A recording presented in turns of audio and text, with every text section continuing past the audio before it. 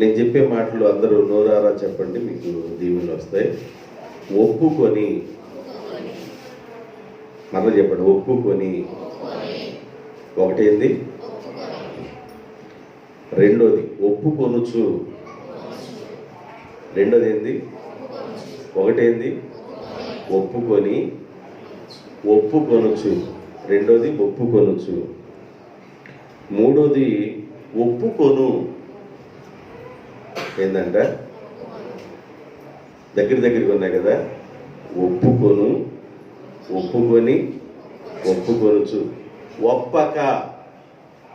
నాలుగు మాట ఏంది, టైం ఉంటే మీకు నాలుగో మాట చెప్తాను, జాగ్రత్తగా గుర్తుపెట్టుకోండి.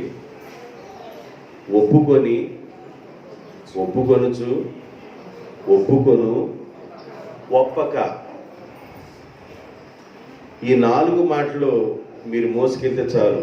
ఈ మధ్యలో నేను చాలా విషయాలు చెబుతాను. ఈ నాలుగు మాటలు మీరు మోసుకెళ్తే ఆశీర్వాదాలు వస్తాయి. ఒప్పుకొనుచు, ఒప్పుకొని, ఒప్పుకొను, ఒప్పక అనే ఈ నాలుగు మాటల్లో కొన్ని మాటలు మీకు చెప్తాను. జాగ్రత్తగా మరి దేవుని యొక్క వాక్యాన్ని మనం విందాం. సామెతల గ్రంథం 23వ అధ్యాయం. సామెతల గ్రంథం 23వ అధ్యాయము 13వ వచనాన్ని చదువుకుందాం.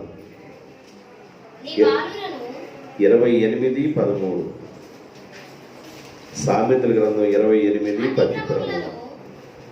అతిక్రమములను దాచిపెట్టువాడు వర్ధిల్లడు, వాటిని ఒప్పుకొని విడిచిపెట్టువాడు కనికరమును పొందును. ఈ చదవబడిన వాక్య భాగంలో మీకు ఆశీర్వాదాలు ఏ విధంగా వస్తాయో నేను మీకు చెప్పాలనుకున్నాను. దేవుడు ఒక మనిషిని ఎప్పుడు దీవిస్తాడు, దేవుడు ఒక మనిషిని ఎప్పుడు ఆశీర్వదిస్తాడు. మనం ఆరాధించే దేవుడు ఒక మనిషి జీవితంలో ఎప్పుడు అద్భుతం చేస్తాడు.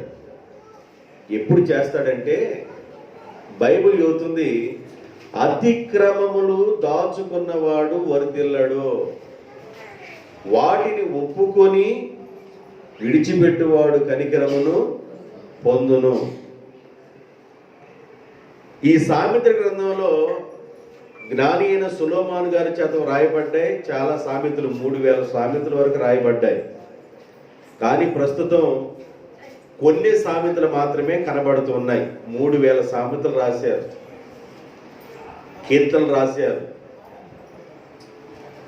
మరి ఆయన గారి ద్వారా చాలా విషయాలు రాయబడి ఉన్నాయి.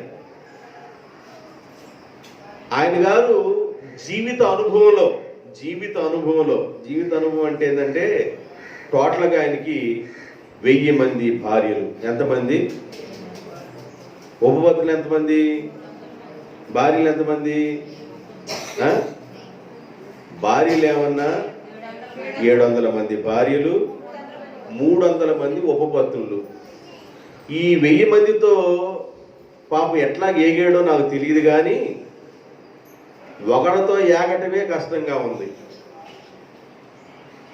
భర్త అనేవాడు ఒకడితో ఏగటమే కష్టం. భార్య భర్తని ఎలా గౌరవించాలి, భర్త భార్యని ఎలా గౌరవించాలి, మరి ఈయన ఎలా కష్టపడ్డాడో నాకు తెలియదు, కానీ ఈయన జీవితం అంతా ఆ భార్యల్ని వివాహం చేసుకొని వాళ్ళకి ఇల్లు కట్టించడం, వాళ్ళకి పురాలు నిర్మించడం, ఈ భజంలోనే సొలొమోను గారు ఆయన గారు జీవితం ముగిసింది. ఎందుకు ఎంతమందిని చేసుకున్నాడనే కోణానికి వెళితే, ఏ దేశంలో నుండి రాజు వీళ్ళ దేశం మీదకి రాకుండా ఉండటానికి ఆ దేశపు యొక్క రాజుగారి కూతురు గారి వివాహం చేసుకుంటే ఆ దేశానికి ఈ దేశానికి ఏం కలుగుతాయి? సంబంధాలు కలుగుతాయి. కనుక ఏ దేశపు రాజు ఈ దేశం మీదకి రాకుండా ఉండాలంటే అన్ని దేశాల వాళ్ళని ఏరుకున్నాడు. అన్ని దేశాల వాళ్ళు ఏరుకున్నాడు. అన్ని దేశాల వాళ్ళు ఏరుకొని ఆయన కాలాన్ని గడిపి ఆయన అనుభూలు అంటాడు, ఒరే బాబు ఏమి దాచుకున్నా కూడా మనం వర్ధిల్లము. అతిక్రమములు దాచుకున్నవాడు వర్ధిల్లడు. ఆశీర్వాదాలు రావాలని కోరుకున్న దేవుని పిల్లలారా, దేవుడు దీవెనలు ఎప్పుడు వస్తాయంటే అతిక్రమాలు. అతిక్రమం అంటే ఏంది? ఒకటి క్రమం లేని జీవితం, దేవునికి వ్యతిరేకంగా ఉండటం, పాపంలో జీవించటం, సీక్రెట్ విధానం, సీక్రెట్ ఫోన్లు. అర్థమవుతుందా? సీక్రెట్గా ఉన్నది ప్రతిదాన్ని అంటాడు చీకటి కార్యాలు, చీకటి కార్యకలాపాలు. ఇవి ఎవరిలో అయితే ఉంటాయో వారి జీవితంలో దేవుని దీవెన చూడరు. యాకోబు అంటాడు, ఎబ్బేపు రేవు దగ్గర యాకోబు ఒక మాట మాట్లాడతాడు. ఏం మాట్లాడతాడంటే యాకోబు, నీవు నన్ను దీవిస్తేనే నీ పాదాల్ని విడిచిపెడతా. దేవుడు అంటాడు యాకోబుతో, యాకోబు పిచ్చోళ్ళలాగా ఉన్నావు, నువ్వు దీవిస్తేనే పాదాలు వదిలిపెడతానంటావేంది? మీ మామగారింటి దగ్గర నుంచి బయలుదేరి వస్తున్నావు, గొర్రెలు వచ్చినాయి, ఒంటెలు వచ్చినాయి, ఎంతో సంపద, గాడిదలు, పనివారిని ఎంతో మంది నువ్వు సంపాదించుకున్నావు, బిడ్డలు కలిగి ఉన్నావు, ఎంతో దీవెన ఉంది కదా, నన్ను దీవిస్తేనే వదిలిపెడతారంటే ఏంటంటే అది కాదు ప్రభువా, అదంతా ఒక పక్క నుంచి నాయనా మీ ఆశీర్వాదం నా మీదకి రానివ్వండి. దేవుని యొక్క ఆశీర్వాదం ఒక వ్యక్తి మీదకి రావాలంటే తరగని దీవెన దేవుడిస్తే తరగదండి, గుర్తుపెట్టుకోండి. దేవుడిస్తే తరగదు.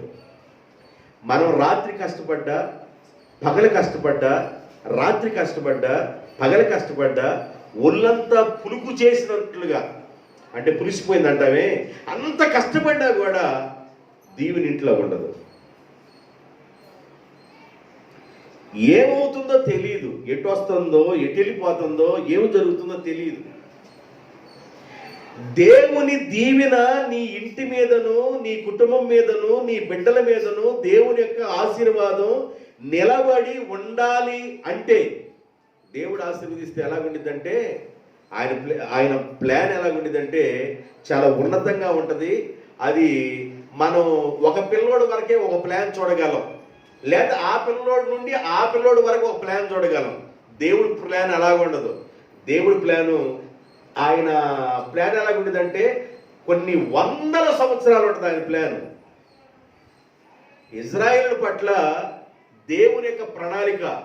అబ్రహాముతో మాట్లాడతాడు, నేను నీకు పిల్లలు ఇవ్వలేదు, పిల్లల్ని ఇస్తాను, నీకు ఇచ్చిన పిల్లలు నీది కాని వేరే దేశం వెళ్ళి అక్కడ దాసులుగాను బానిసలుగా ఉంటారు, 400 సంవత్సరాల తర్వాత నేనే వారిని ఆశీర్వదించి తీసుకొస్తాను అన్నాడు.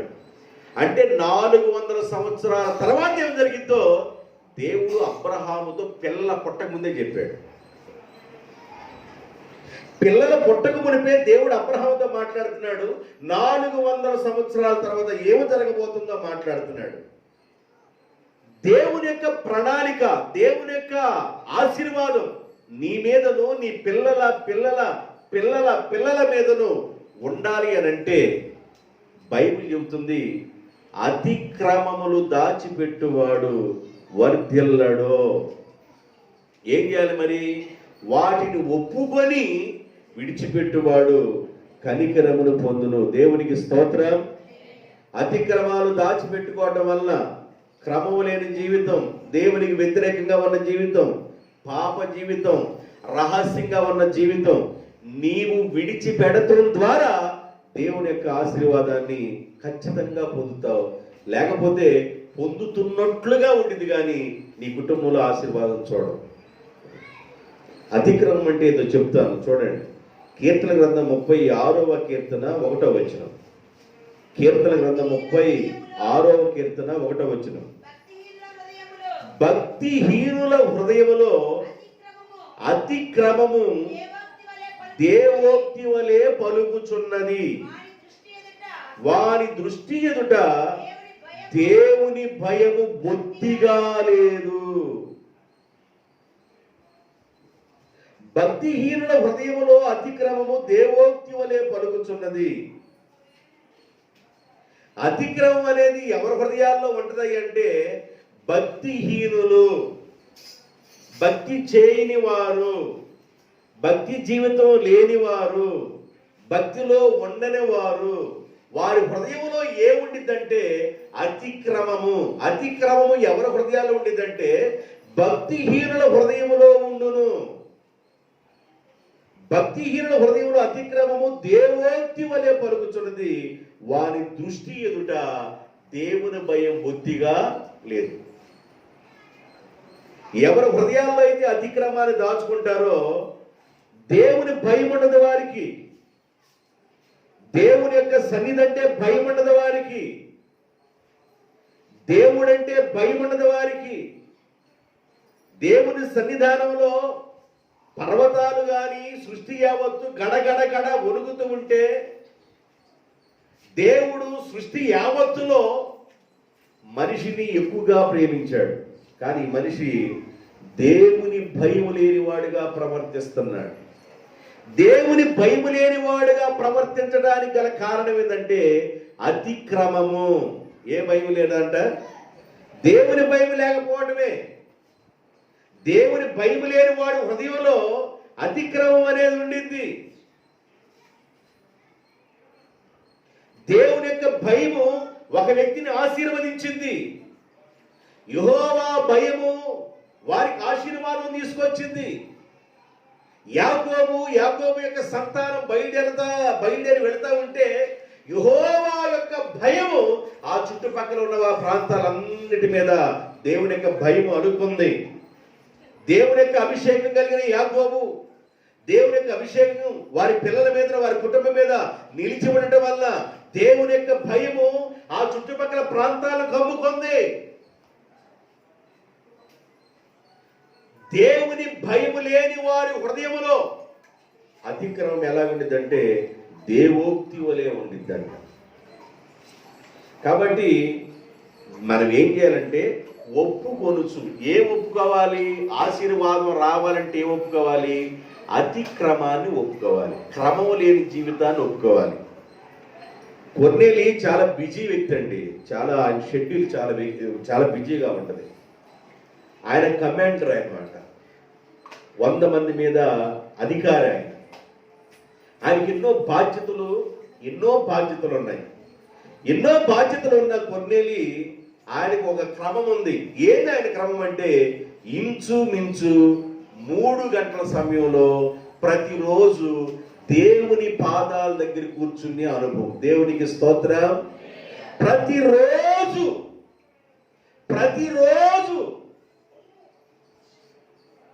ఆహారం ప్రతిరోజు మనిషి తినకపోతే ఎలా వీక్ అయిపోతాడో ఆధ్యాత్మిక జీవితంలో ఎదుగుతున్న వ్యక్తి కూడా ప్రతిరోజు దేవునితో సంబంధం కలిగి ఉండాలి. ప్రతిరోజు దేవుని పాద సన్నిధానంలో నువ్వు ఎంతసేపు గడపగలుగుతున్నావు? ఒక్కసారి ప్రశ్న వేసుకోండి. మీ గుండె మీద చెయ్యేసుకొని, మీ గుండె మీద చెయ్యి పెట్టుకొని దేవుడిచ్చిన 24 గంటల్లో ఎంత సమయం ప్రభువుతో గడుపుతున్నావు? నీవు ఎంత సమయం దేవునితో గడుపుతున్నావు? ఏదైనా కాస్త ఇబ్బంది జరుగుతున్నప్పుడు, ఏదైనా కాస్త ఇరుకొచ్చినప్పుడు దేవుడు మమ్ములను ఎడబాసాడు, దేవుడు మమ్ములను మరిచిపోయాడు, దేవుడు మమ్ములను విడిచిపెట్టాడు అనుకుంటాం. నయోమి అదే అన్న కదా, నేను ఎలాగొచ్చానంటే సమృద్ధి గల దాననై వచ్చి తిని ఇప్పుడు నేనేమైపోయాను? రిక్తురాలనైపోయాను. నేను సమృద్ధి గల దాననై వచ్చి తిని. ఎక్కడి నుండి? సమృద్ధి కలిగిన దేశములో నుండి, సమృద్ధిగా ఉన్న ప్రాంతంలో నుండి, దేవుని యొక్క సన్నిధానంలో నుండి ఆమె మోయాబీ దేశానికి వచ్చింది. మోయాబీ దేశానికి వచ్చేటప్పుడు అంటది, నేను సమృద్ధి గల దాననై వచ్చి తిని ఇప్పుడు నేను రిక్తురాలనైపోయాను, సమృద్ధి లేని దాననైపోయాను అంటది. అర్థమవుతుందా అండి? అర్థమవుతుందా దేవుని యొక్క వాక్యం? దేవుని యొక్క సన్నిధానంలో నువ్వు ఎంత సమయం గడపగలుగుతున్నావు? దేవునితో నీ సంబంధం ఎలాగుంది? కనెక్షన్ ఎలాగుంది? ఈ అతిక్రమం ఉన్నవాళ్ళు హృదయంలో దేవునితో సంబంధం ఉండదు, వారికి ప్రార్థన చేయలేరు, దేవునితో గడపలేరు, దేవుని సన్నిధానంలో కూర్చోలేరు, ఒక 5 నిమిషాలు ప్రభుతో గడపలేరు, ఒక 10 నిమిషాలు గడపలేరు. నీకు వయసు పెరుగుతున్నప్పుడు నీకు ఆయుష్కాలం తగ్గుతుందని నీకు అర్థం కావాలి. వయసు పెరుగుతున్న నీవు ఒక రోజు నీ మీద పైన పడే కొలది నీ ఆయుష్కాలం కొద్దిగా కట్ అవుతుందని అర్థం. నువ్వేం చేయాలంటే దేవునికి మరీ సమీపంగా దగ్గరగా వస్తూ ఉండాలి. దేవునికి మరీ సమీపంగా దగ్గరికి వస్తూ ఉండాలి. దేవునికి మరీ సమీపంగా నువ్వు దగ్గరికి వస్తూ ఉండాలి. వచ్చినప్పుడు దేవుని యొక్క ఆశీర్వాదం ఎలా మీ పిల్లల మీద ఉండిందో ఒక ఎగ్జాంపుల్ నేను గుర్తు చేస్తాను. ఆదికాండం 48వ అధ్యాయం 19వ వచనం 17 దగ్గర నుండి చదవండి.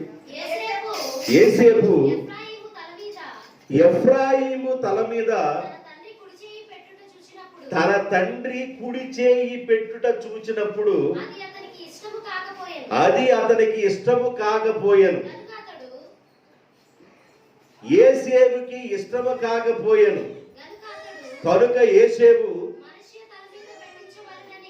యోసేపు మనిషే తల మీద నీ కుడి చేయి పెట్టమని తన తండ్రి చేయి ఎఫ్రాయిము తల మీద నుండి తీసి, నా తండ్రి ఆ విధంగా నువ్వు చేయొద్దయ్యా, పెద్దవాడు మనిషే కనుక నీ కుడి చెయ్యి పెద్దవాడి మీద పెట్టు నాయనా, నీ ఎడమ చేయి చిన్నవాడి మీద పెట్టయ్యా.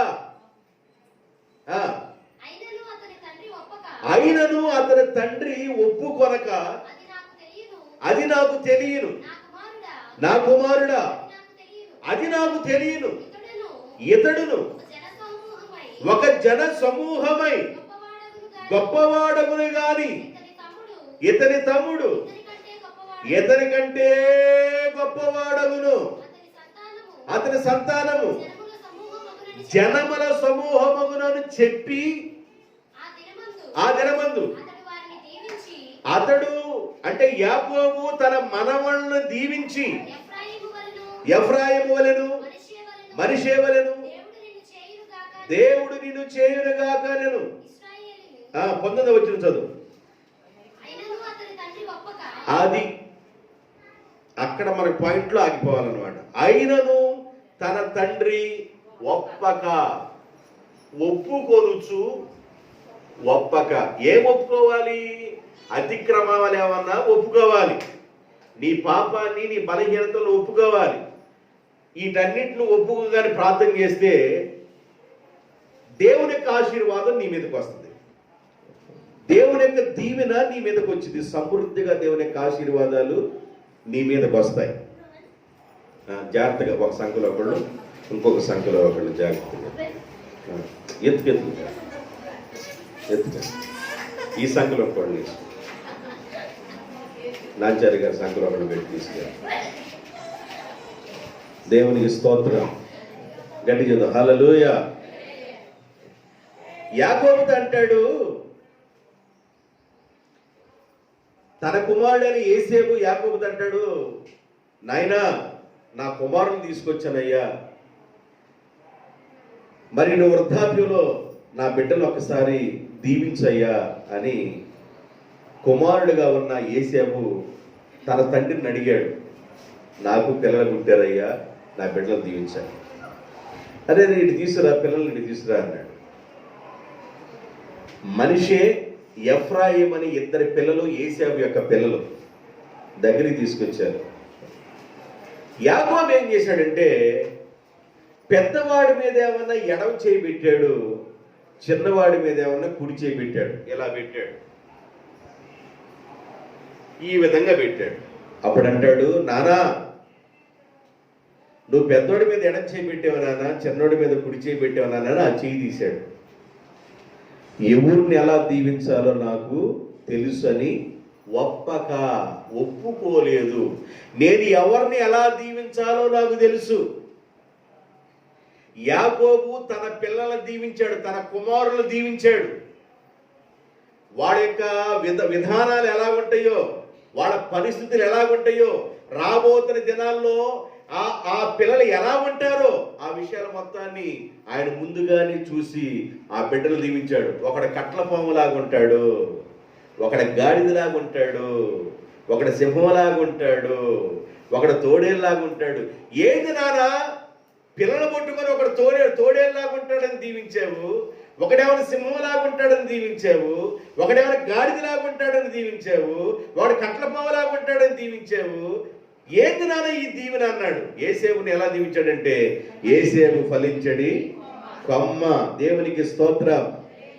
అంటే నేను ఏ పిల్లల్ని ఎలా దీవించాలో నాకు తెలుసురా నాయన.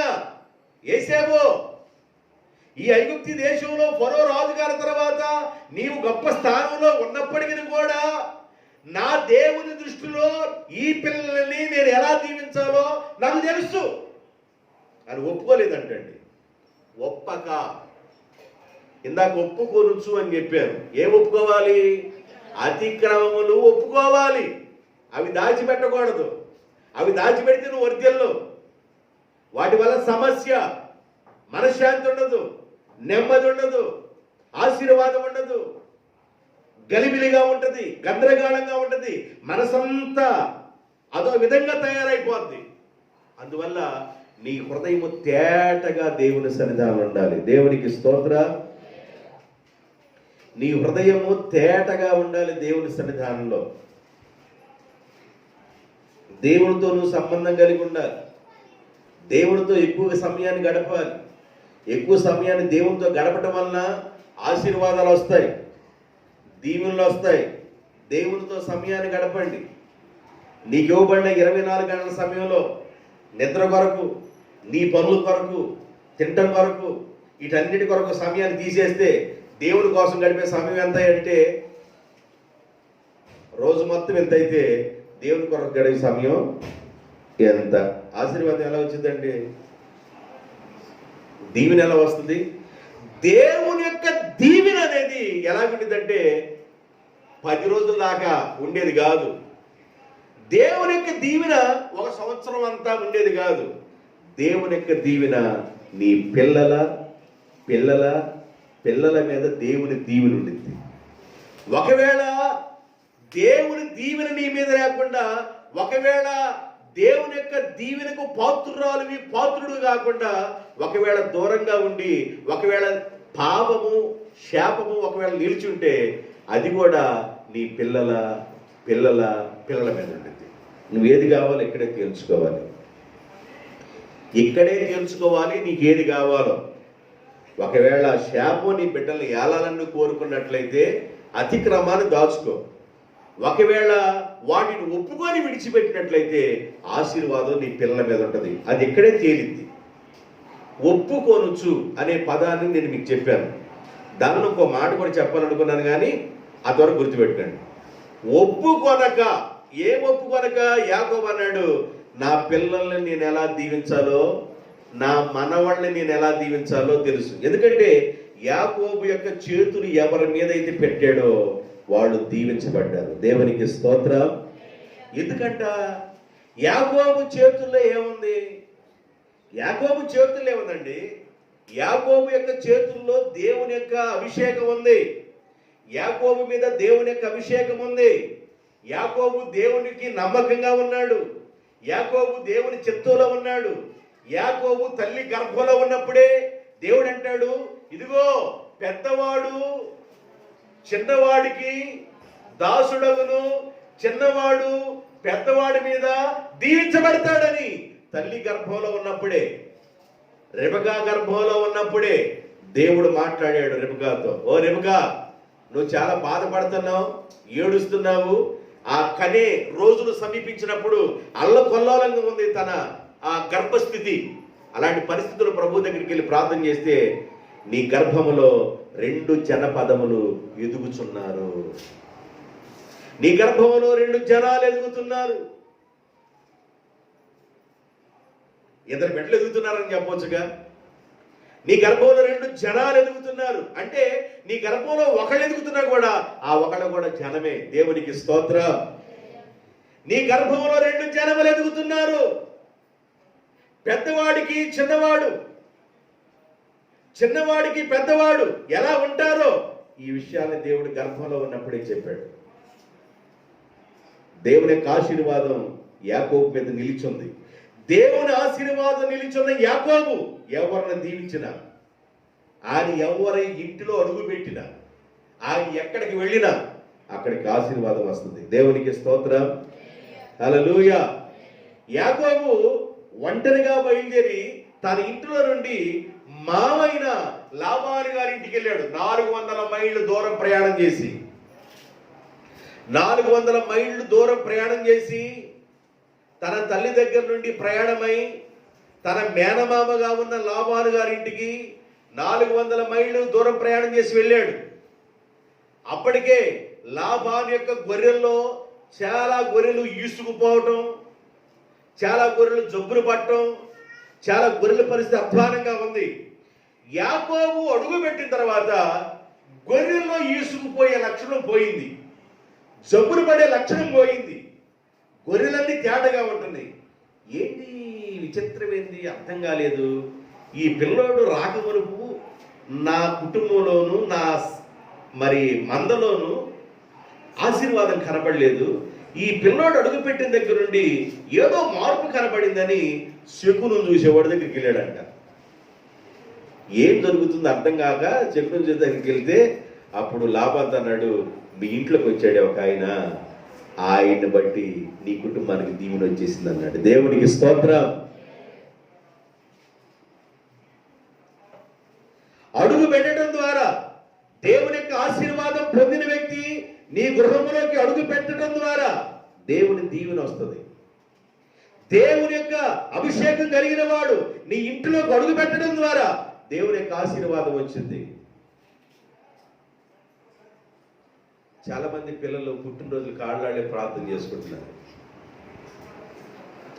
ఆళ్లే వండుకొని ఆళ్లే తోముకొని ఎండబెట్టుకుంటున్నారు. ఎంత బాగున్నారు మీ జీవితం, అసలు ఎంత బాగా నేర్చుకుంటున్నారు మీరు, అసలు మీ క్రమం ఎంత బాగుంది, ఆశీర్వాదాలు ఎలాగొస్తాయి అనుకుంటున్నారు మీరు వండుకొని మీరే తోముకొని ఆరబెట్టుకొని ఎండబెట్టుకుంటే ఆశీర్వాదాలు వచ్చేస్తాయి మీకు. చాలా మంది జీవితాలని చూస్తున్నాను, గమనిస్తున్నాను నేను. పక్కన వాళ్ళకి కూడా మసాలా వాసన కూడా రానిట్లా, అది 10 ఏళ్ళకి వెళ్ళింది. కానీ 10 ఏళ్ళకి వెళ్ళకుండా కప్పేస్తున్నారు వీళ్ళు. వైఫై అన్న పని చేస్తుంది. వైఫై ఎట్లా ఉండిద్దంటే దేశమంతా వైఫై పని చేసింది. వీళ్ళ దగ్గర వైఫై సిగ్నల్స్ కూడా లేకుండా సిగ్నల్ కూడా కట్ చేస్తున్నారు వీళ్ళు. దైవజనుడిని ఇంట్లో అడుగు పెట్టాలి. దేవునికి స్తోత్రం. దేవుని ఆరాధించే దైవజనుడు నీ ఇంట్లో అడుగు పెట్టాలి. దేవుని అభిషేకం కలిగిన వాడు నీ ఇంట్లో అడుగు పెట్టాలి. దేవుని ఆత్మ కలిగిన వాడు నీ ఇంట్లో అడుగు పెట్టాలి. నీకు ఒక బైక్ రానివ్వండి, ఒకవేళ ఆశీర్వాదం రానివ్వండి, ఒకవేళ ఒక వస్తువు రానివ్వండి, ఒకవేళ ఏది కొనుక్కున్నా దైవజనుని యొక్క సన్నిధి ఆ స్థలంలో ఉండాలి. దేవునికి స్తోత్రం. ఒరిజినల్ మాట్లాడుతున్నాను.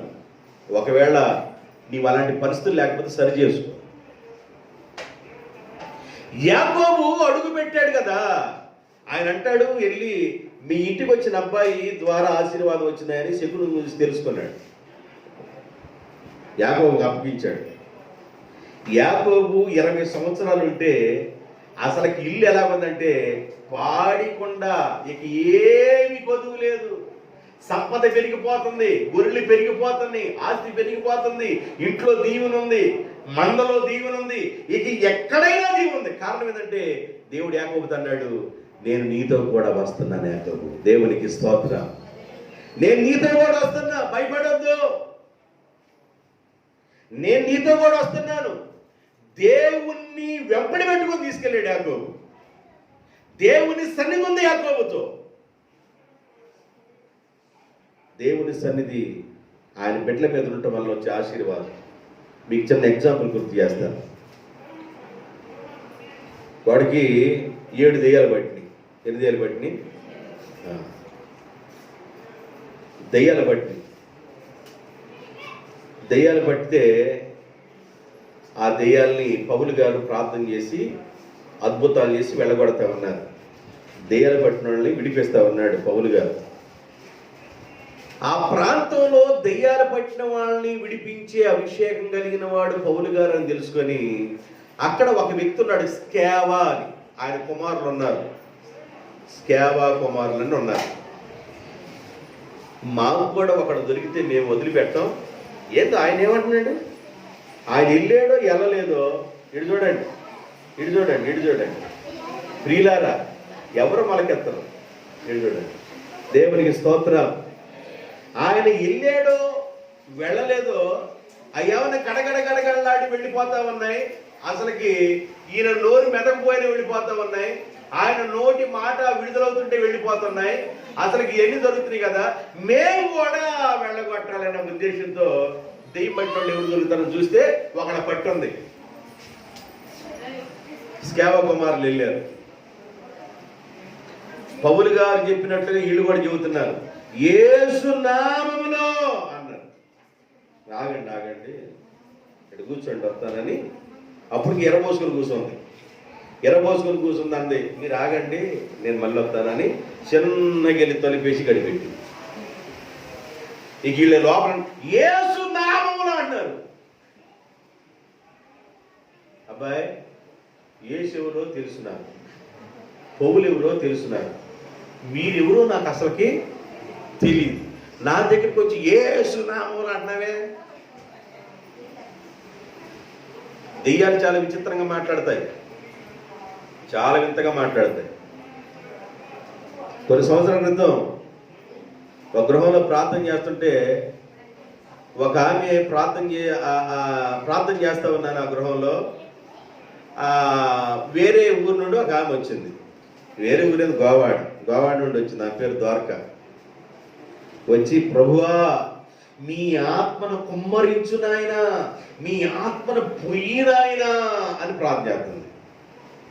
ఇవన్నీ ఇని అదే ఒకసారి అన్న,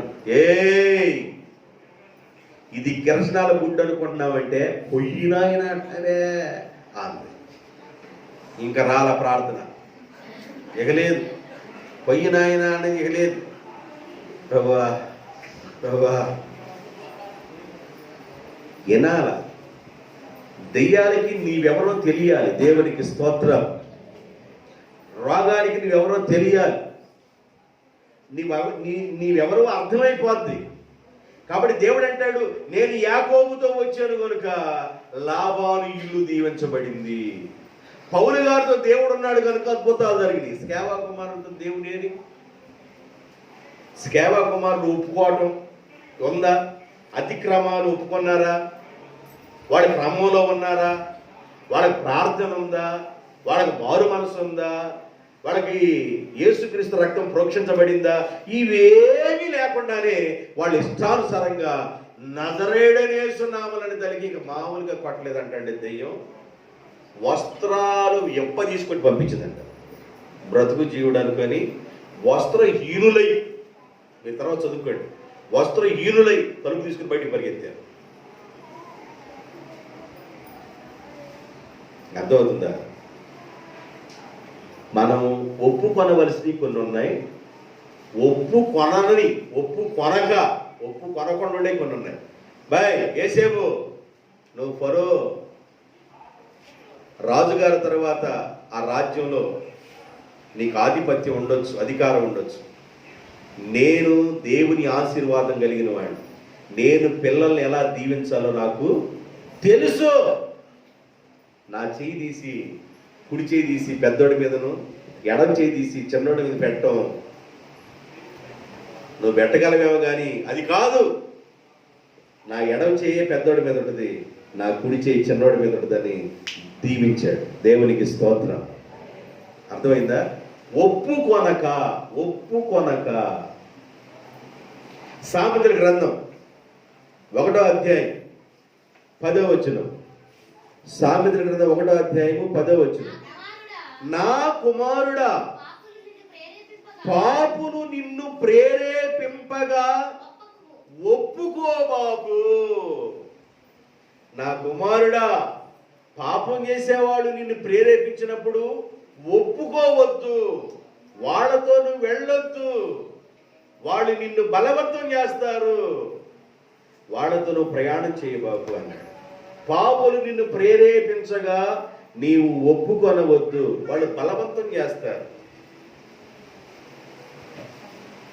ఆ మనసున్న వాళ్ళు ఏం చేస్తారంటే బలవంతం చేస్తారు, ప్రేరేపిస్తారు. వాళ్ళ ఆలోచనల ద్వారా, వాళ్ళ నవ్వు ద్వారా, వాళ్ళ చూపు ద్వారా, వాళ్ళ ఇకార శాస్త్రాల ద్వారా, వాళ్ళ నడత ద్వారా రకరకాల మ్యాపులు రకరకాలుగా ప్రేరేపిస్తారు.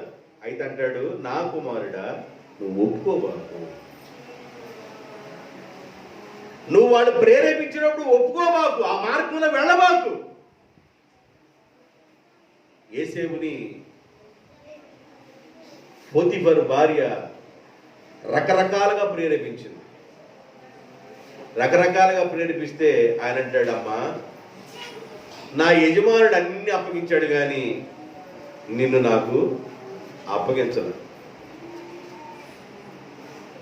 కాబట్టి బాధ్యతలన్నీ నేను చూసుకుంటున్నాను. నీ తాళాలు కూడా తీసేసి గుర్తు నాకు ఇచ్చేసాడు. నీకు అర్థం చేసుకోవాలి, తాళాలు గుర్తు అసలు నీ దగ్గర ఉండాలి, తాళాలు నీ దగ్గర ఉండాలి. నీ దగ్గరికి కూడా లాగేసి నాకు ఇచ్చేసాడు. నీదేందో నువ్వు అర్థం చేసుకోవాలి. నువ్వు రకరకాలుగా ప్రేరేపిస్తున్నావు, రకరకాలుగా సుడిగాలు తిరిగినట్టు తిరుగుతున్నావు, రకరకాలుగా సొట్టేస్తున్నావు. సుడిగాలు ఏం చేసిందంట? సొట్టేసిందని చెప్పండి. సుడిగాలు ఏం చేసింది చెప్పండి అమ్మ. సుడిగాలు ఏం చేసింది? సొట్టేసింది. ఆ మధ్య పేపర్లో పేపర్ లేచిన దగ్గర నుంచి అయ్యే టీవీలో చూస్తున్నాం కదా, లేచిన దగ్గర నుంచి టీవీలో అయ్యే చూస్తున్నాం. ఒక అబ్బాయి ఒక అమ్మాయిని ప్రేమించాడు, చాలా బాగున్నారు.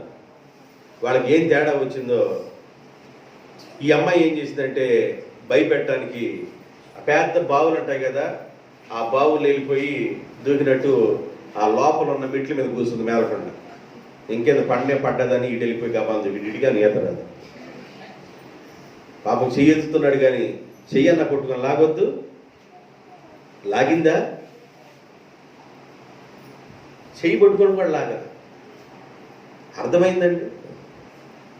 ఎంత నటన ఉందంటే లోకంలో అంత నటన ఉంది. జాగ్రత్తగా ఉండాలి దేవుని పిల్లలు. దేవునికి స్తోత్రం, హల్లెలూయా. వైఫై తిరిగినట్టుగా తిరుగుద్ది. నువ్వు ఒప్పుకోబాకు. పాపం చేసేవాళ్ళు నిన్ను ప్రేరేపిస్తారు. ఆడికి వెళ్దాంరా, ఈడకి వెళ్దాంరా, అది చేద్దాంరా, ఇది చేద్దాంరా, అక్కడికి రా, ఇక్కడికి రా. ఇక ఇదే భజన.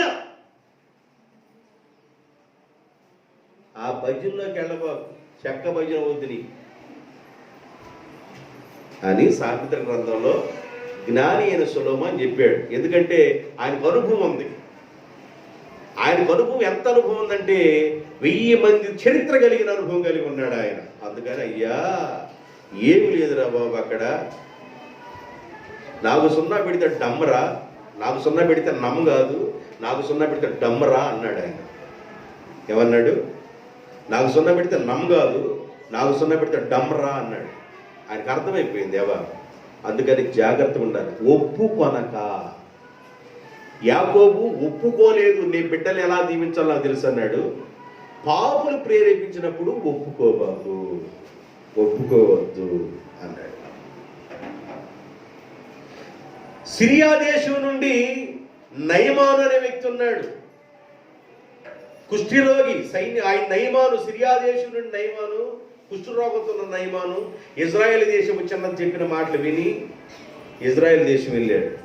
వెళితే రాజుగారు గొడ్డలు తెచ్చుకున్నాడు. ఎందుకు నువ్వు గొడ్డలు తెచ్చుకుంటావు రాజా, నా దగ్గరికి పంపించన్నాడు ఎలీషా, ప్రవక్త అయిన ఎలీషా. ఎలీషా ఇంట్లో ఉన్నాడు. ఆయన ఆ రథం మీద వచ్చాడు. వీరికి ఏమైనా మేళాలు తాళాలు పెడతాడు అనుకున్నారు. ఎందుకంటే సిరియా దేశం నుండి వచ్చాను, ఇజ్రాయెల్ దేశాన్ని ఒకసారి గెలిచాను నేను, నా ద్వారా దేవుడు ఇజ్రాయెల్ దేశం మీద జయమిచ్చాడు, ఎంత జయశాలి నేను వచ్చానని మేళాలు పెట్టి బోరలు ఊతారు అనుకున్నారు. మేళా లేదు, బోర లేదు. ఇంటి దగ్గర రాగలే. ప్రవక్త అన్నాడు, ఆయన వచ్చిన మార్గంలో ముందు వెళ్ళిపోయి యోర్దాను నదిలో మునగమను, ఆ 7 మార్లు మునగమను, 7 మార్లు మునగమని నా మాట వినమని అన్నాడు. రథం స్పీడ్గా వెనక్కి తిప్పుకొని సిరియా దేశం నుండి ఇజ్రాయెల్ దేశం నేను వస్తే ఇంట్లో నుండి బయటికి రాకుండా యోర్దాను నదిలో 7 మార్లు మునగమంటాడా? ఎంత మాట అంటాడా? నాకు మేళం పెట్టలేదు, తాళం పెట్టలేదు అని ఇవన్నీ ఆలోచన చేసి చాలా కోపంగా ఉన్నాడు. ఆ రథాన్ని నడిపించేవాడు అన్నాడు, అయ్యా 100 కేజీల రాయిగా నువ్వు మోస్తే రోగం పోయిద్ది అనలేదు కదా నాయన, లేదా కొండను ఎత్తుకొని నడువయ్యా అనలేదు కదా నిన్ను, నీ మీద బరువులు భారాలు పెట్టలేదు కదా, యోర్దాను నదిలో మునుగు అన్నాడు. మాట చెయ్యి, యోర్దాను నదిలో మునగమన్నాడు, మునుగు, ఆ పని చెయ్యి, తర్వాత చూడయ్యా అన్నాడు. కోపం చల్లారిపోయింది కొద్దిసేపుడికి. యోర్దాను నదిలో మునిగాడు. 1 అన్నాడు, 2 అన్నాడు, 3, 4, 5, 6, 7. 7వసారి మునిగి అలాగ పైకి లేచేసరికి తన శరీరంలో మార్పు జరిగింది. దేవుడికి స్తోత్రం. తన శరీరంలో మార్పు జరిగింది. పసిపిల్లవాని దేహంగా మార్చబడింది. కుష్టు రోగం పోయింది, వాసన పోయింది, ప్రతి బలహీనత ఆయన్ని విడిచిపోయింది. పసిపిల్లవాని దేహంగా మార్చబడ్డాడు. ఎక్కడ లేని సంతోషం వచ్చేసింది. ఆయన నాకు మేళం పెట్టకపోయినా తాళం పెట్టకపోయినా ఆయన దగ్గరికి వెళ్ళిపోయి నేను తీసుకొచ్చిన కానుకలు మొత్తం ఇచ్చేద్దామని కానుకలు తీసుకొని మరలా ఎలీషా దగ్గరికి వెళ్ళాడు. అప్పుడు ఏం జరిగింది? 5వ అధ్యాయం 16 వచనం, 2వ రాజుల గ్రంథం 5:16. ఎలీషా, ఎవని సన్నిధిని నేను నిలవబడి ఉన్నానో, ఇశ్రాయేలీయుల దేవుడైన ఆ యెహోవా జీవము తోడు నేను ఏమీ తీసుకొనను అని చెప్పాను.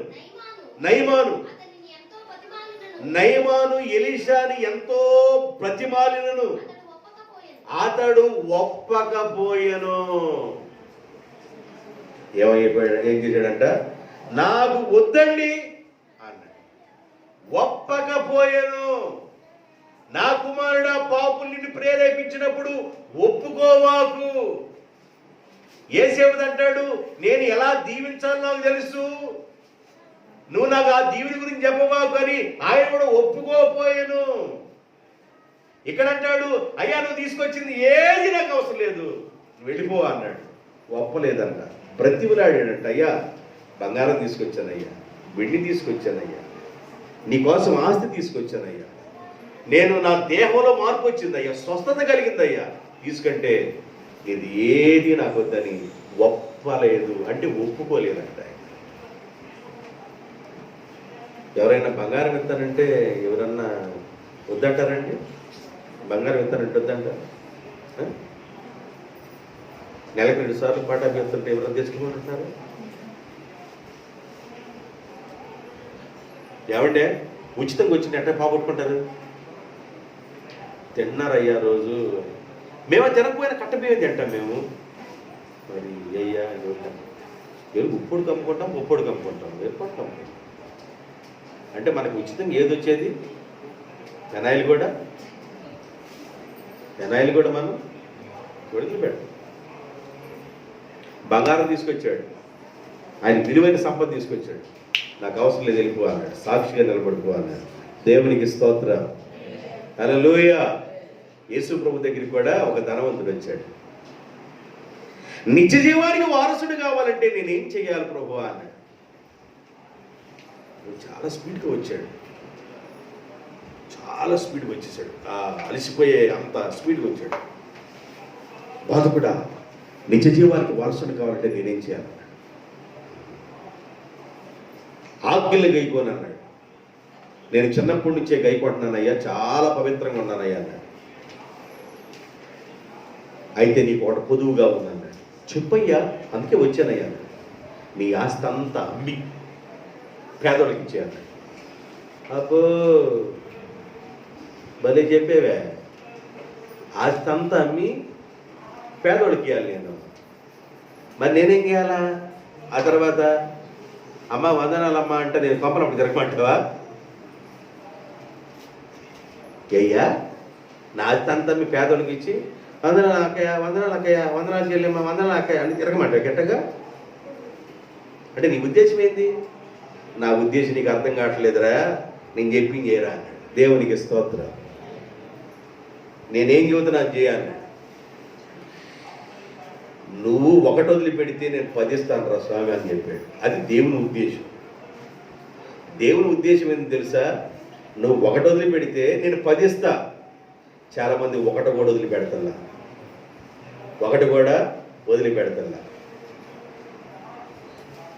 10 రూపాయలు నీయే తింటే, దేవునికి ఇచ్చిన 100 రూపాయలు నువ్వే తింటే, దాంట్లో నువ్వు ఏది దేవుని కోసం రూపాయి తీయపోతుంటే, ఆ ఒకటి కూడా నీది అనుకుంటే 10 కూడా నాదే అంటాడు దేవుడు ఆ రోజున. నా మాటలు అర్థమవుతున్నాయా? ఎంత తెలుగులో చదువుతుంటే అర్థం ఎందుకు కాదయ్యా అంటారా? అర్థం అవుతాయి మీకు. దేవునికి స్తోత్రం. ఆశీర్వాదం ఎందుకు రావట్లేదు?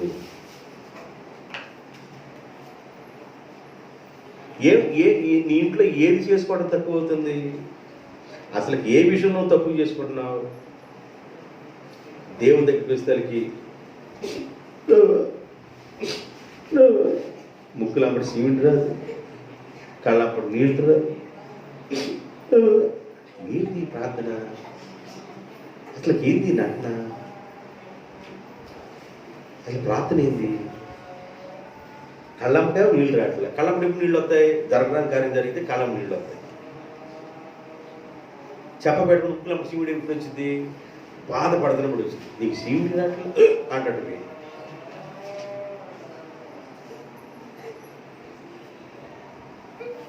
చెరుగుపల్లి సెంటర్కి వెళ్ళి ఒక బ్రష్ కొనుక్కొచ్చుకొని పెయింట్ వేస్తమే.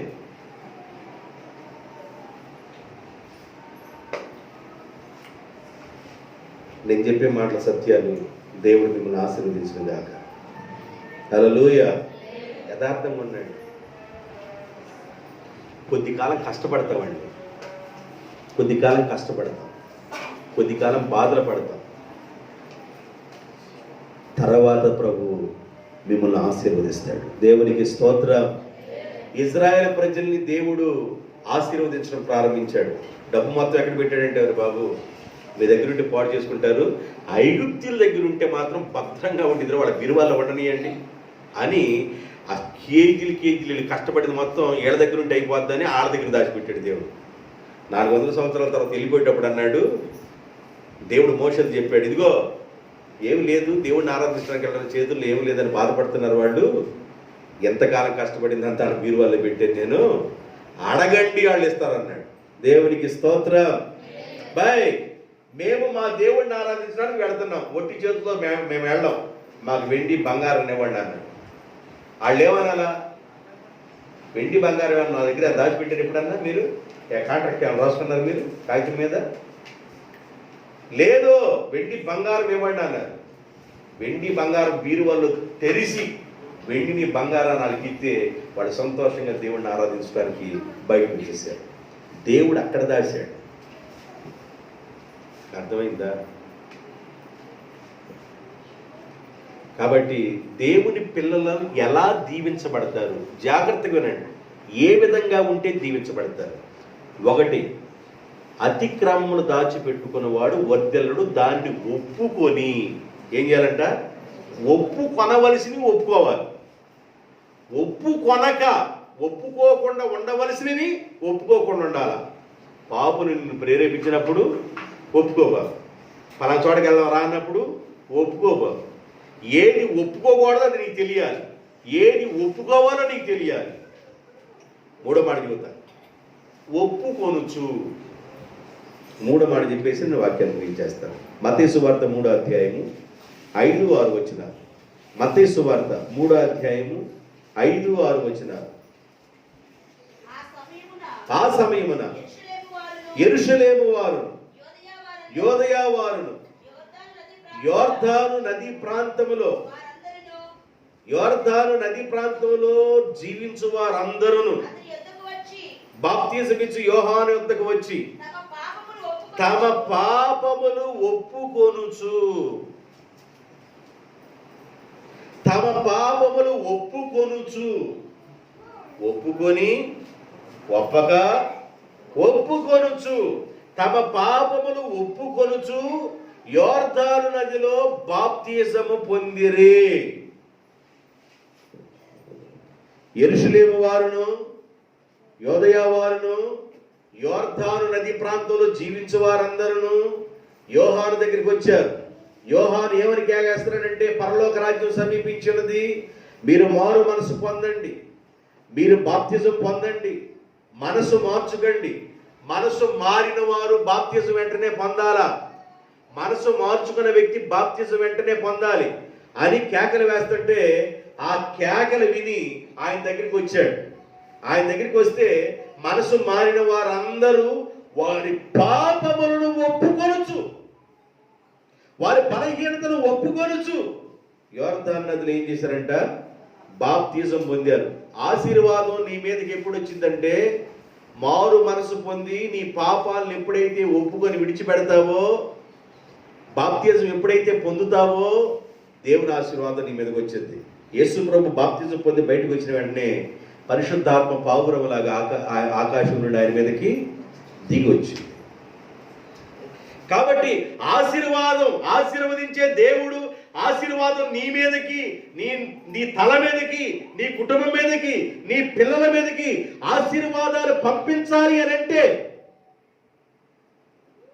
ఒప్పుకొనుచు, తమ పాపములు ఒప్పుకొనుచు యోర్దాను నదిలో బాప్తిజం పొందారు. బాప్తిజం అనేది చాలా ప్రాముఖ్యమైందండి, చాలా ప్రాముఖ్యమైనది. బాప్తిజం అనేది వాయిదాలు వేయకూడదు. బాప్తిజం పొందడానికి వాయిదాలు వేయకూడదు, వాయిదా సిస్టమ్ ఉండకూడదు. బాప్తిజం అంటే ఏంటంటే, నీ మనసు మారిన వెంటనే బాప్తిజం పొందాలి, లేటు కూడా చేయకూడదు, ఒక రాత్రి కూడా గడపకూడదు. నువ్వు వెంటనే నాకు బాప్తిజం ఇవ్వండి అయ్యా అనాల.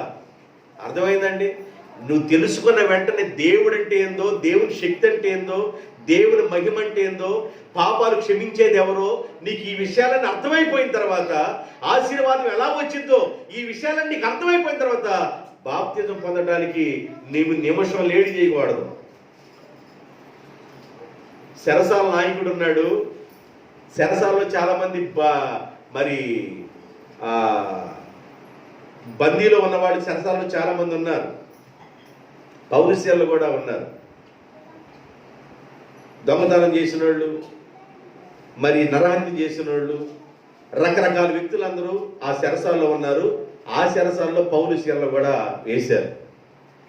అర్ధరాత్రి వేళ పౌలు గారు అన్నారు శీలతో, ఏమయ్యా, మనకు కలిగిన దెబ్బలు చూసుకుంటా, ఈ గాయాలు చూసుకుంటా బాధపడతాం ఎందుకు, దేవుని స్తుతిద్దాం, ఒక పాట పాడు అన్నాడు.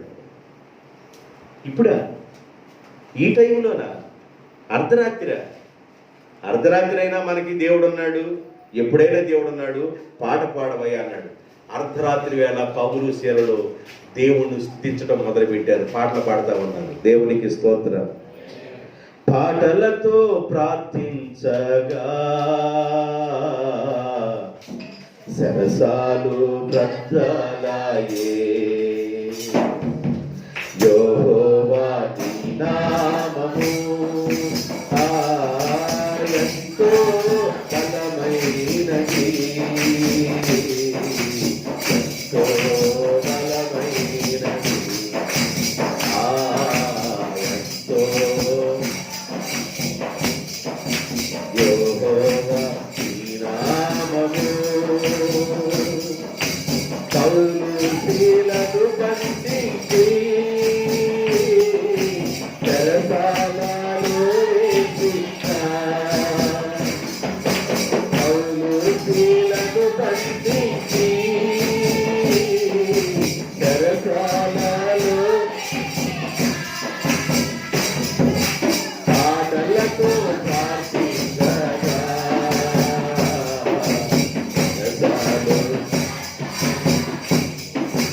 పాటలతో ప్రార్థించగా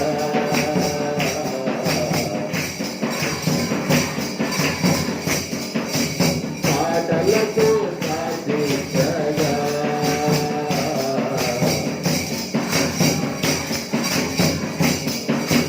యెహోవా నీ నామము ఎంతో బలమైనది,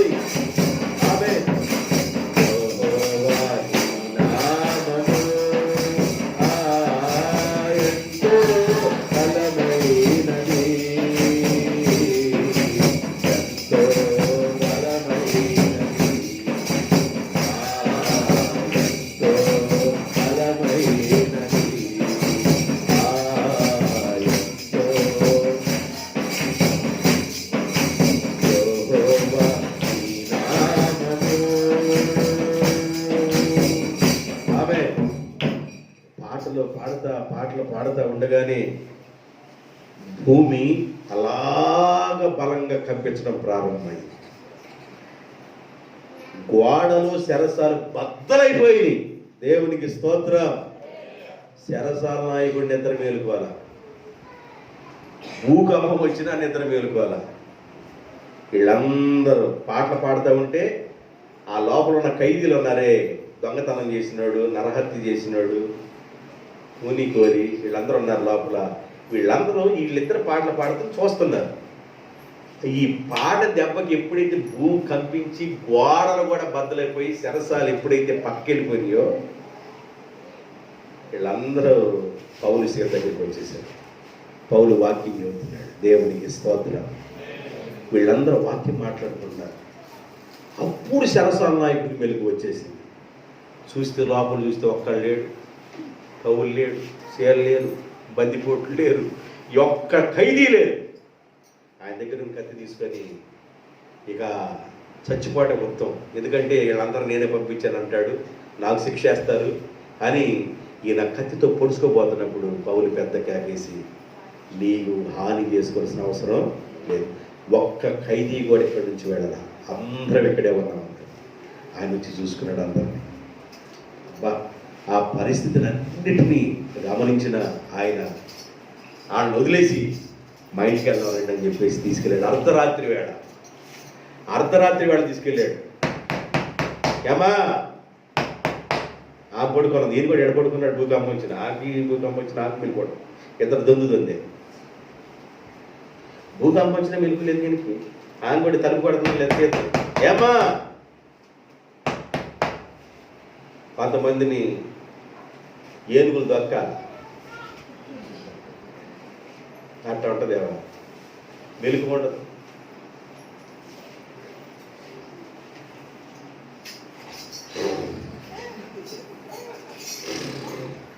నేను ఒక చోటకి వెళ్ళాను, పేరు చెప్పండి.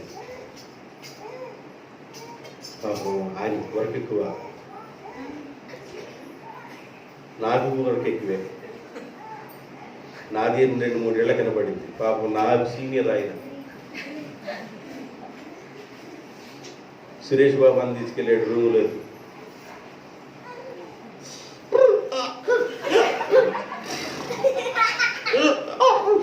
అంటున్నాడు. వాళ్ళ అన్నయ్య డానియల్ రాజు గారు అని స్టేషన్ మాస్టర్. ఏందన్నా లోపలికి వెళ్తుందా, బయటకు వస్తుందా, ఏం జరుగుతుందన్న అటు వెళ్తుంది, క్రమంలో లేదేందన్న. అయ్యా తిని తిని తిని లేచి వాళ్ళకి ఏది పొద్దాకంటే తిని తిని తిని గురగొడ బయట అన్నాడు. పాపం తగ్గిపోయాడు, మనిషి తగ్గిపోయాడు. మన ఆయనకి కుటుంబం మొత్తానికి కరోనా వచ్చింది. కుటుంబం అందరికి కరోనా వచ్చింది. అయితే బాగా ఏడ్చాడంట. అందరూ క్వారంటైన్కి వెళ్ళి క్షేమంగా తిరిగి వచ్చారు. దేవునికి స్తోత్రం. ఆమె లేపాడు, ఎప్పుడుగో లేచింది. పౌలు గారు తీసుకొని ఇంట్లోకి తీసుకెళ్ళాడు. దేవునికి స్తోత్రం. అభిషేకం కలిగిన దైవజనుడు ఆయన ఇంట్లోకి వెళ్ళిపోయాడు. జరిగిందంతా శరసాల నాయకుడు చెబుతున్నాడు. శరసాల నాయకుడు చెప్పే ఈ మాటలకి వారు మనసు పొందారు. దేవునికి స్తోత్రం. అయ్యా నేను రెడీ, నా కుటుంబం రెడీ, ఈ రాత్రి బాప్తిజం ఇచ్చేది అన్నాడు. ఈ రాత్రే అపోస్తుల కార్యం 16వ అధ్యాయం 33వ వచనం. రాత్రి ఆ గడియలోనే అతడు వారిని తీసుకొని వచ్చి వారి గాయములు కడిగెను. వెంటనే అతడును అతని ఇంటి వారందరూ బాప్తిజము పొందిరి. దేవునికి స్తోత్రం. గట్టిగా చప్పట్లు కొడదాం. వెంటనే ఆ ఇంటి వారందరూ బాప్తిజము పొందిరి. బాప్తిజం పొందారు. లేట్ చేయలేదండి. బాప్తిజం పొందడానికి లేట్ చేయలా. యేసు ప్రభుని ఎప్పుడైతే తెలుసుకున్నామో, మనసుని ఎప్పుడైతే మార్చుకున్నామో, ప్రభు పాదాల దగ్గరికి ఎప్పుడైతే వస్తున్నామో, వెంటనే ఇక లేట్ చేయలే వాళ్ళు. మనసు మార్చుకున్నారు, పాపాన్ని ఒప్పేసుకున్నారు, బాప్తిజం పొందారు. ఆశీర్వాదం మన మీదకి రావాలి అంటే 1 ఒప్పుకొని అని చెప్పారు, 2 ఒప్పక ఏది ఒప్పుకోకూడదో చెప్పారు, 3 ఒప్పుకొనుచు యోర్దాను నదిలో తమ పాపమును ఒప్పుకొనుచు బాప్తిజము. నేను 3వ మాట చెప్తున్నాను, ఒప్పుకొనుచు. ఏం ఒప్పుకోవాలి? మన పాపాలను ఒప్పుకోవాలి. మనసు మార్చుకున్నాం, మనసు మార్చుకొని మన పాపాలను వదిలిపెట్టేసామండి. ఇంకా లేట్ ఎందుకు?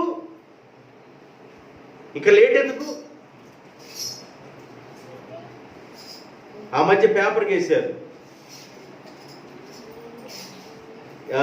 ఆయనకి 85 సంవత్సరాలు ఉన్నాయంట. 85 సంవత్సరాలు, ఈమెకి దాదాపు 80 సంవత్సరాలు ఉన్నాయంట. 85 సంవత్సరాలుగా ఉన్న యవనస్తుడు 80 సంవత్సరాలుగా ఉన్న అమ్మాయిని వివాహం ఆడను అని రాశాడు పేపర్లో. నా మాట అర్థమైంది మీకు? 85 సంవత్సరాలు ఉన్న యవనస్తుడు 80 సంవత్సరాలు కలిగిన యవనస్తురాలు వివాహం ఆడని రాశారు పేపర్లో. చూడు, 80 సంవత్సరాలు అంటే ఇంకేంది? పరదేశులము పొర మీది. కానీ వాళ్ళకి అప్పుడేం కావాల్సి వచ్చిందంట?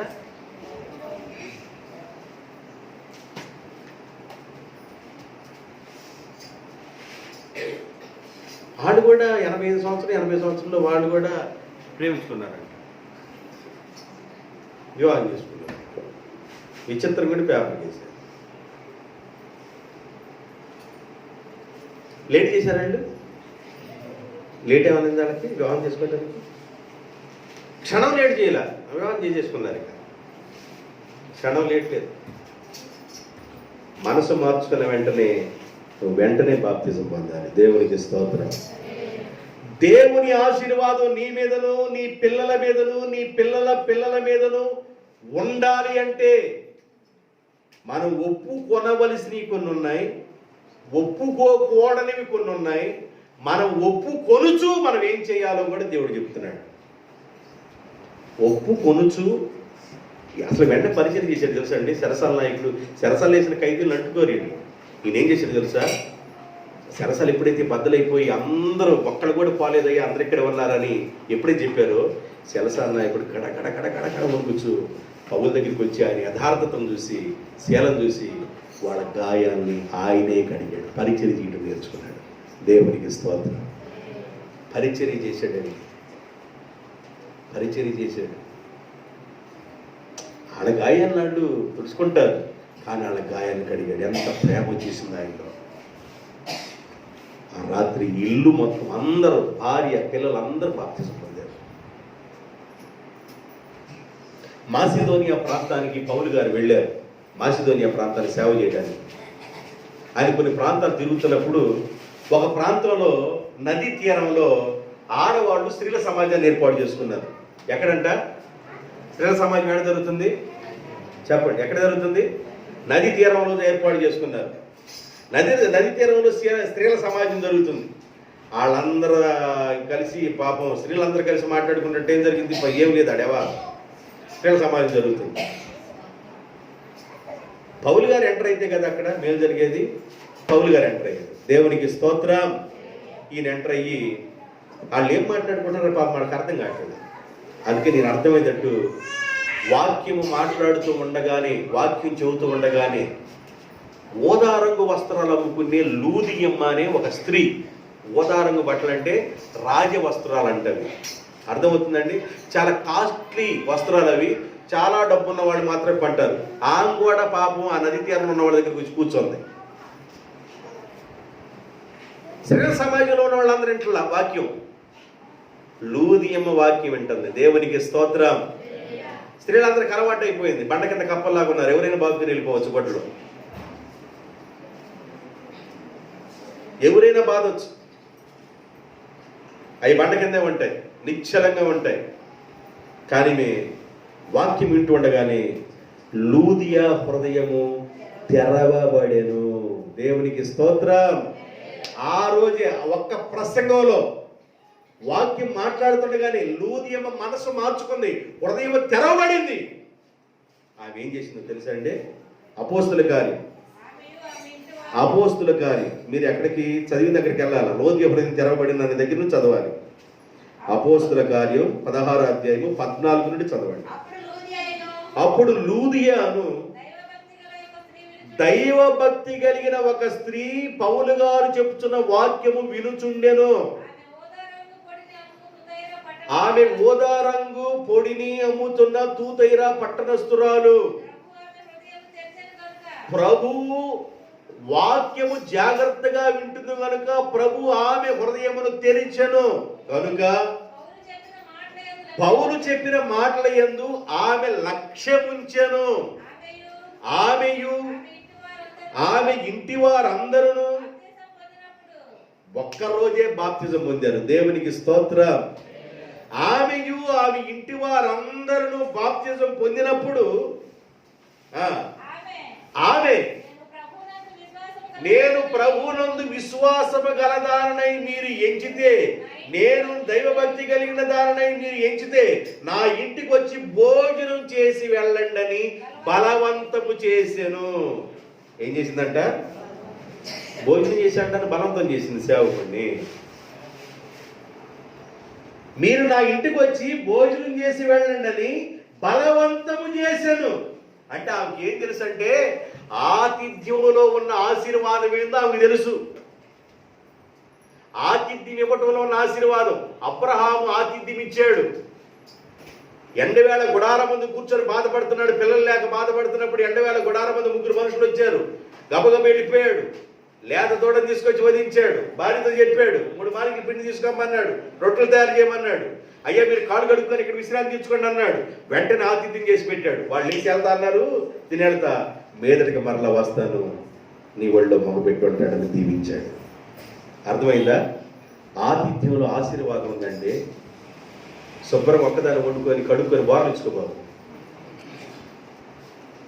నీకు అర్థం కావట్లా, నీకు అర్థం కావట్లేదు కనుక నొక్కి నొక్కి చెబుతున్నా. అర్థం కావట్లా చాలా మందికి. దైవజనుడు నీ ముందు లేకుండా నువ్వు ఏ పని చేయబాకు. నువ్వు ఇంటికి పునాది వేయి, పొలాన్ని కొనుక్కో, లేదా ఏదైనా చెయ్యి. ఏ పని చేసినా దైవజనుడు నీ ముందు ఉండాలి. దేవునికి స్తోత్ర. అదే నీకు ఆశీర్వాదం. నీకు ఆశీర్వాదం అది. బైబిల్ అదే చెబుతుంది. మిమ్మల్ని ఆశీర్వదించున్నట్లుగా నేను నా సేవకుని ఉంచాను అని అపోస్తల కార్యాలు చెప్పాడు దేవుడు. అర్థమైందా? నా మాటలు ముగింపులకు తీసుకొస్తున్నా. ఈ మాటలు మిమ్మల్ని దీవించాలి, ఈ మాటలు మిమ్మల్ని ఆశీర్వదించాలి. ఆశీర్వాదం రావాలంటే ఏం చేయాలి చెప్పాను. 1 ఒప్పుకొని, 2 ఏది ఒప్పుకోకూడదు, 3 ఏది ఒప్పుకొనుచు వాళ్ళు బాప్తిజం పొందారని చెప్పాను. మనసు మార్చుకున్న తర్వాత పాపాన్ని ఒప్పుకొనుచు యోర్దాను నదిలో బాప్తిజం పొందారు. యెరూషలేము వారును, యోదయ వారును, యోర్దాను నది ప్రాంతంలో జీవించే వారందరూ వారు మాత్రమే కాకుండా సుంకరులను కూడా బాప్తిజం పొందారు. వారు మాత్రమే కాకుండా సైనికులు కూడా బాప్తిజం పొందారు. అర్థమైందండి? ఈ రిఫరెన్స్లను మీకు ఇవ్వడానికి చాలా టైం అయిందని చెప్తున్నా. సుంకరుడు ఏమయ్యా మీరు వసూలు చేస్తున్నారు, సుంకపు గుప్తదారుడు అంటాడు చూసావా. సుంకాన్ని వసూలు చేస్తున్నారు, అన్యాయంగా వసూలు చేయబాకండి అని వాళ్ళతో చెప్పారు.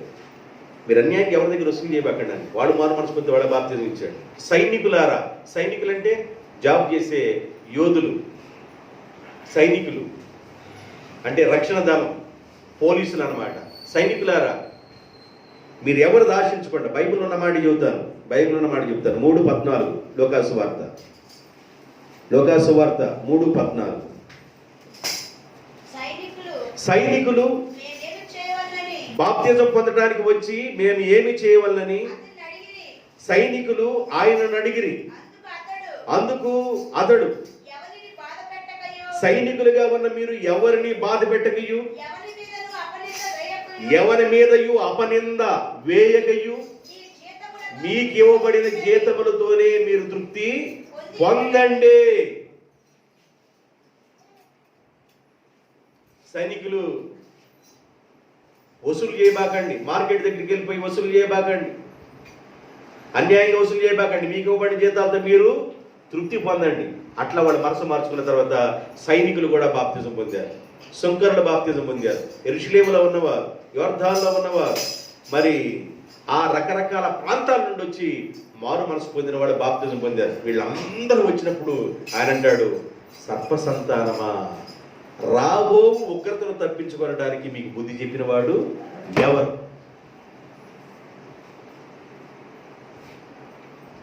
బాప్తిజం అంటే ఏందనుకుంటారంటే చాలా విలువైంది, చాలా విలువైంది బాప్తిజం. బాప్తిజం పొందడానికి నువ్వు లేట్ చేయబాకు. నువ్వు మనసును నువ్వు ఆశీర్వాదం పొందాలనుకున్నట్లయితే నా మాటలు ఈరోజు మిమ్మల్ని దీవిస్తాయి. జాగ్రత్తగా వినండి. దేవుని దీవెన మీ మీదకి ఎలాగొచ్చిందో చెప్తున్నాను. దేవుని దీవెన రావటానికి కలిగిన సూత్రాలు చెబుతున్నాను మీకు. మారు మనసు పొంది నీ పాపాలను ఎప్పుడైతే ఒప్పుకున్నావో ఇక నువ్వు ఆలస్యం చేయబడు. వెంటనే నీవు, నీ కుటుంబం అందరూ బాప్తిజం పొందాలి, అందరూ రక్షణలో ఉండాలి, కుటుంబం అందరూ కలిసి దేవుణ్ణి ఆరాధించాలి. అప్పుడే నీ కుటుంబం మీదకి ఆశీర్వాదం ఉంది. నీ పిల్లలు నీ భోజనపు పళ్ళ దగ్గర ఒలివ మొక్కలు కొంటారు. ఏది నీకు పొదువు కాకుండా, తక్కువ కాకుండా దేవుడు చూస్తాడు. అర్థమవుతుందా? నీ పిల్లల దీవించబడాలని కోరుకున్నట్లయితే దేవుడు చెప్పిన మాట విను, నీ మీదకి నిండైన ఆశీర్వాదాలు వస్తాయి. ఈ మాటల ద్వారా దేవుడు మిమ్మల్ని, మీ కుటుంబాన్ని, మీ బిడ్డల్ని నూరంతలుగా దీవించుగాక.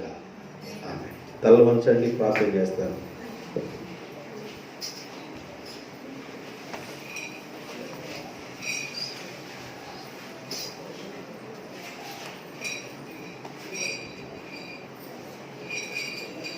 పక్కన వాడికి దేవుడు మాట్లాడబాకండి. ప్రార్థించే సమయం ఇది, ప్రార్థన చేసుకునే సమయం ఇది.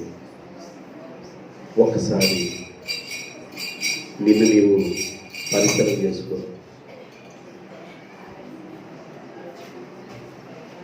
చాలా విషయాలు పరిశుద్ధాత్మ దేవుడు మాట్లాడారు.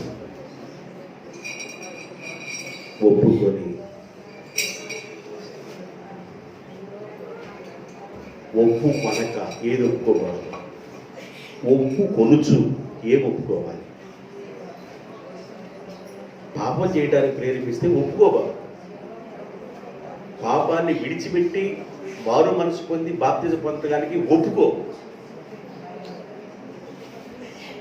దేవుని దీవెనలు నీ మీదకి, నీ కుటుంబం మీదకి వస్తాయి. నేను ఒక ప్రకటన చేయాలనుకుంటున్నాను. ఈరోజు దేవుని యొక్క ఆత్మ ప్రేరణ ద్వారా దేవుడు మిమ్మల్ని ఆశీర్వదించే మార్గంలో ఒక ప్రకటన చేయాలనుకుంటున్నాను.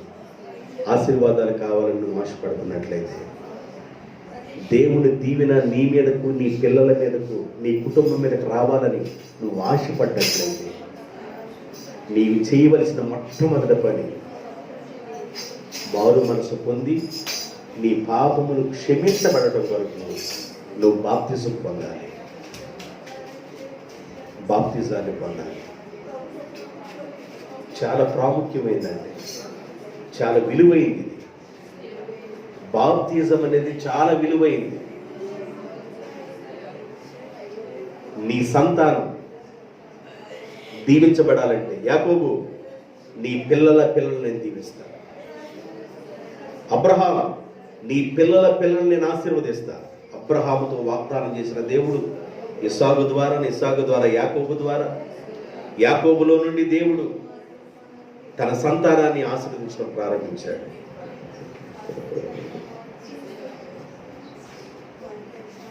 బాప్తిజం అనేది చాలా ప్రాముఖ్యమైనది, చాలా విలువైంది. ఆశీర్వాదానికి కేంద్రం అది.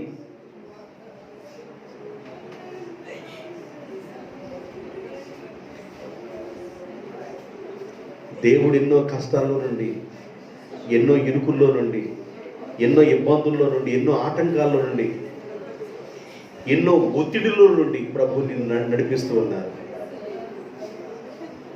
నీకు అర్థమవుతుంది. కానీ పరలోకపు తండ్రి నిన్ను ఆశీర్వదించడానికి సిద్ధంగా ఉన్నాడు. పరలోకపు తండ్రి యొక్క దీవెన నీ మీద, నీ సంతానం మీద, నీ పిల్లల మీద ఉండాలని నువ్వు కోరుకున్నట్లయితే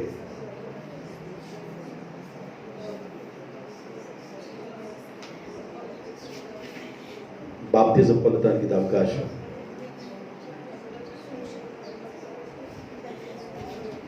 బాప్తిజం పొందడానికి ఇది అవకాశం.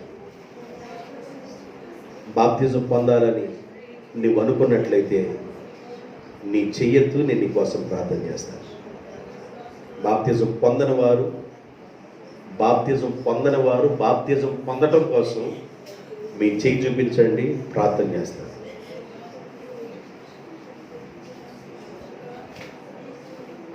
నువ్వు మౌనంగా ఉంటే దేవుడు కూడా మౌనంగా ఉంటాడు. నీ హృదయం తెరవబడిన వెంటనే నీకు వాక్యం అర్థమవుతున్నప్పుడు నువ్వు బాప్తిజం పొందడానికి లేట్ చేయవాలి. నీ మీద నుండి ఆశీర్వాదం నీ బిడ్డల మీదకి వెళ్ళాలని కోరుకున్నట్లయితే, నీ మీద నుండి దేవుని దీవెన నీ బిడ్డల మీదకి వెళ్ళాలని కోరుకున్నట్లయితే, ఇది దేవుడికి ఇచ్చిన తరుణం, దేవుడికి ఇచ్చిన అవకాశం. నాకు బాప్తిజం కావాలయ్యా అన్నవారు మీ కుడి చేయిని పైకి చూపించండి, ప్రార్థన చేస్తాను.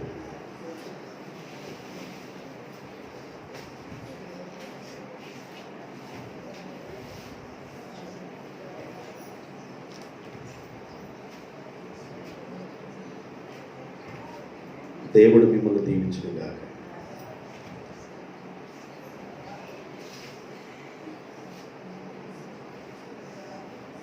ప్రేమగల తండ్రి, పరిశుద్ధుడు అయిన ప్రభువా, మీ మాటలు విత్తబడ్డాయి.